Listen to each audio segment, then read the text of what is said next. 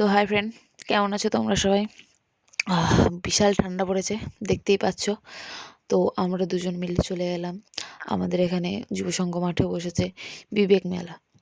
তো বিবেক মেলায় এখন আমরা যাচ্ছি, ঠিক আছে। 8 তারিখ থেকে বসেছে, 1 সপ্তাহ মেলা বসবে। শীতকালে এখন তোমরা সবাই জানো সব জায়গাতেই মেলা বসে কম বেশি।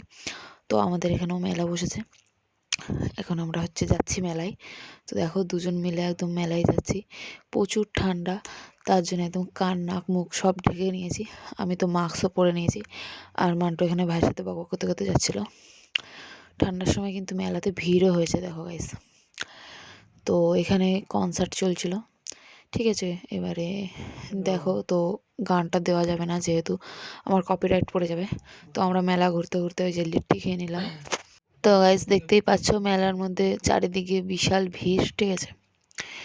তো আমরা একটু জিনিসপত্র কিনবো বলে দেখছিলাম কোথায় কি বসেছে। তো এক ধরনের হার খুঁজছিলাম, তো যাই হোক ওটা পাইনি। আর মেলার মধ্যে অনেক কিছু বসেছে। তো মান্টু বলছিল মিকি মাউস চলবে। বাচ্চাদের মিকি মাউস, যেহেতু ও বড় হবে না। তো এইসব করছিলাম আমরা মেলার মধ্যে, ঠিক আছে। তো এই দেখো গাইস, লাইটিংগুলো কিন্তু দারুণ লাগছে। আমরা মেলাটা ঘুরে দেখছিলাম। তারপরে তো এখানে একটা বাচ্চাদের কি খেলার জায়গা, কি একটা সুন্দর জিনিস বানিয়েছে।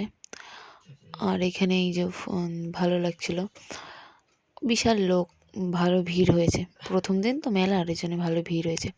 আর এখন 7 দিন ধরে মেলা হবে, আর 7 দিন ধরে আমরা রোজই যাব। তো গাইস চলো তোমরা দেখতে থাকো। আর এই যে এখানে বাদাম বসেছিল মেলার মধ্যে, দেখো গাইস পিৎজাও বসেছে। তো যাই হোক, আর এখানে একটা পটেটো না কি ছিল, মোমোর দোকান। যাই হোক, এখানে আবার বসেছে গোপালের জামা কাপড়ের দোকান, ফুল, অনেক কিছু বসেছে মেলায় আর কি। আর এই যে কাকুটার থেকে আমরা ঘুগনি খেয়েছিলাম, এত অখাদ্য খেতে। এই যে সোনালি আমাকে বলছিল আর খাবে। আমরা কি খাবো কি খাবো, ঘুগনি খেয়েছি ওনার থেকে নিয়ে।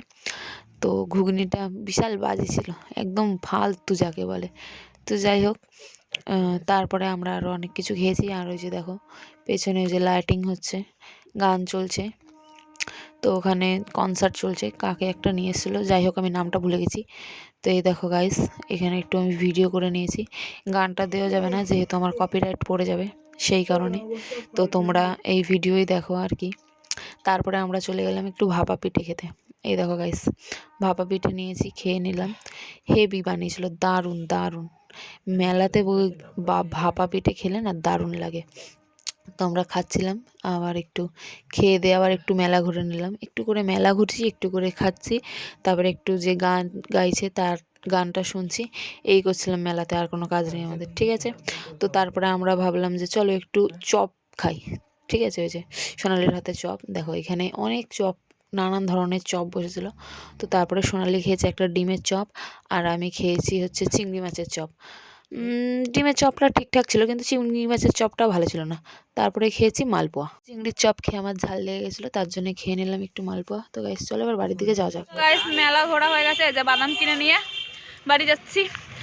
এবারে আজকের ভিডিও এই পর্যন্তই। লাইক কমেন্ট শেয়ার, চ্যানেলটাকে সাবস্ক্রাইব করে দিও। তোমাদের সাথে দেখা হবে নেক্সট অন্য ব্লগে। টাটা।